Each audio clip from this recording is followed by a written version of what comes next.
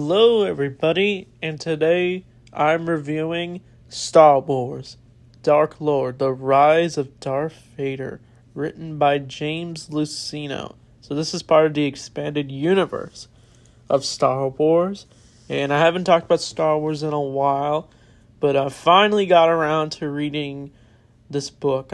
I got it, I think, after graduation. And it took me a while to read it since I was still reading a bunch of other stuff. And eventually I moved on to read Death Troopers, but I finally read the Darth Vader book.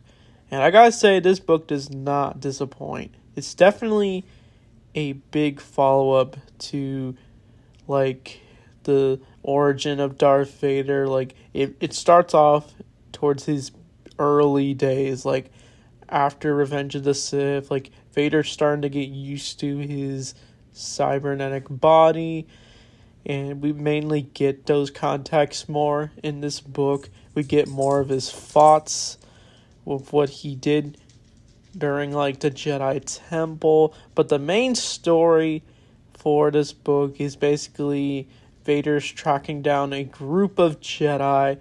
Their names are Roan Sharide, who apparently appeared in Attack of the Clones as a background Jedi who survived Geonosis. And we also get Ali Starstone. Sorry if I got their names wrong, I'm not good at names. And it's like just a giant goose chase. Basically, it does open during Revenge of the Sith. It opens on Order 66 on some planet. And, like, the clones...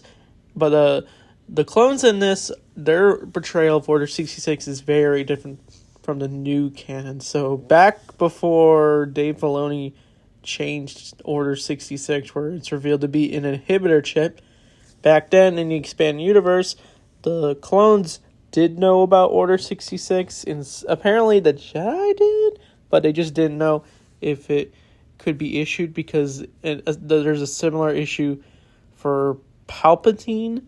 So apparently these clones are just ordered to do it.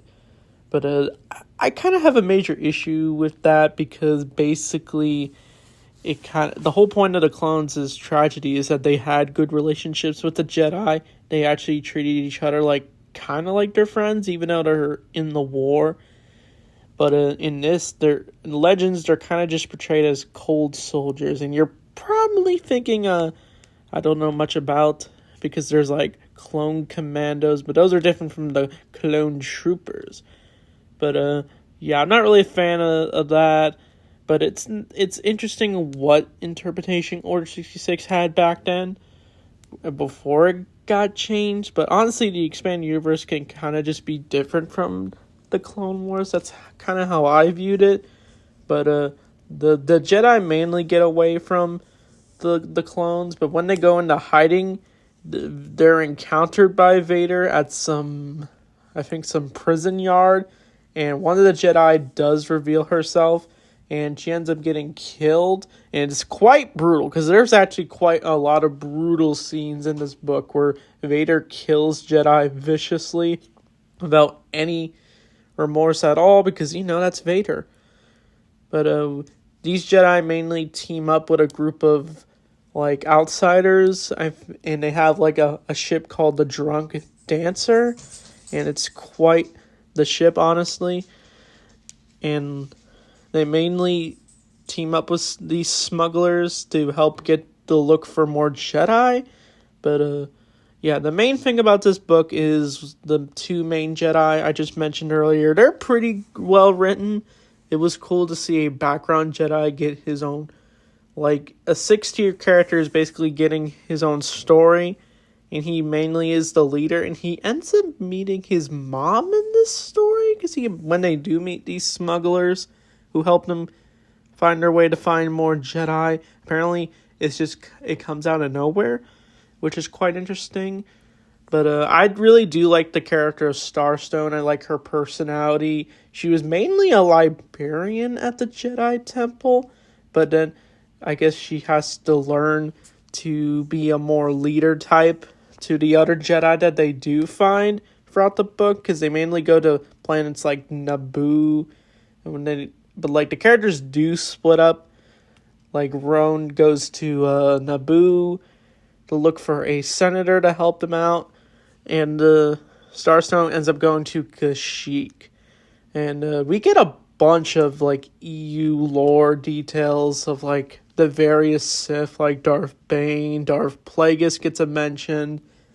And yeah, it's quite expansive, honestly. It was what I quite like. And one of the more interesting chapters of the book is where we actually do see the thoughts of, like, Vader when he went into the Jedi Temple and he was about to kill the kids. But apparently the dark side gave him comfort to make him think it's not wrong what he did.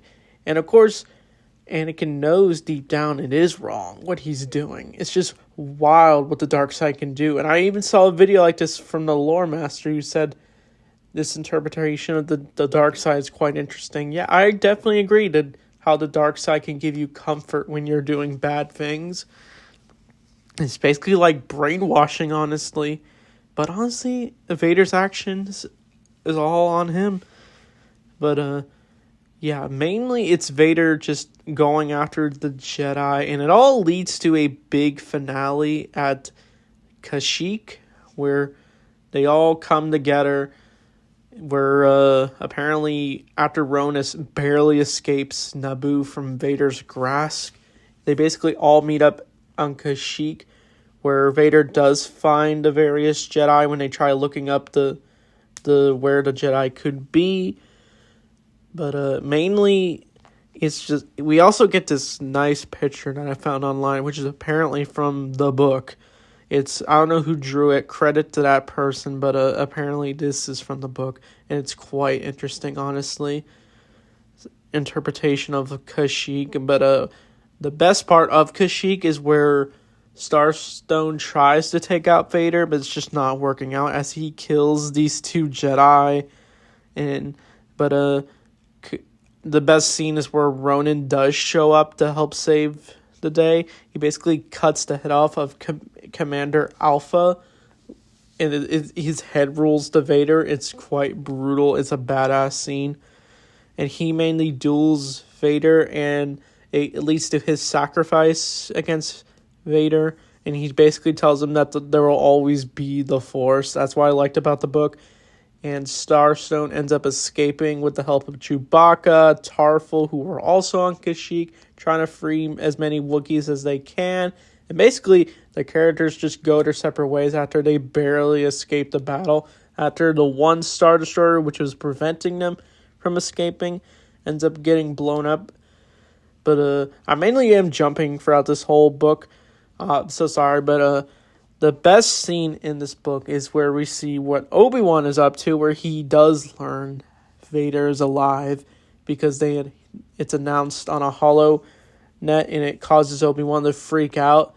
I don't know how long it takes place, because I think this book does take place a few weeks or a few months after Revenge of the Sith, which was quite interesting. And the same Obi-Wan book took place after Revenge of the Sith, which takes place a few months. So it's a nice parallel, if you really think about it. Since I've read the Obi-Wan book, and then I moved on to the next book, which is the Darth Vader book. We're basically getting two stories that take place after Revenge of the Sith. We're seeing what Anakin and Obi-Wan are doing. Basically, Anakin is Vader, doing his Darth Vader thing, and Obi-Wan is trying to stay hidden on Tatooine, where he meets the various farmers throughout that book. So, yeah. So, Dark Lord, The Rise of Darth Vader is probably a 10 out of 10 book for me, or a 9 out of 10. I don't know if I had many issues with it. Just the Order 66 interpretation, I wasn't really a fan of that. But overall, I think this was a fantastic book. I'm probably not going to read a Star Wars book for a little while. I think the next one I want to move on to is Brotherhood, since, it's very hard for me to read books. But I'm getting a little better, especially with this book, since it took a bit, but I was finally able to finish it. So I'm very happy to have read this book. James Luceno is definitely a good Star Wars writer. I don't know if he still writes books now for Star Wars. I think he did the Tarkin book recently, which I've not read. So I hope he continues to do Star Wars books for sure. So I don't know what's next for my Star Wars videos. We'll just have to wait and see. So with that being said, thanks for watching, and may the Force be with you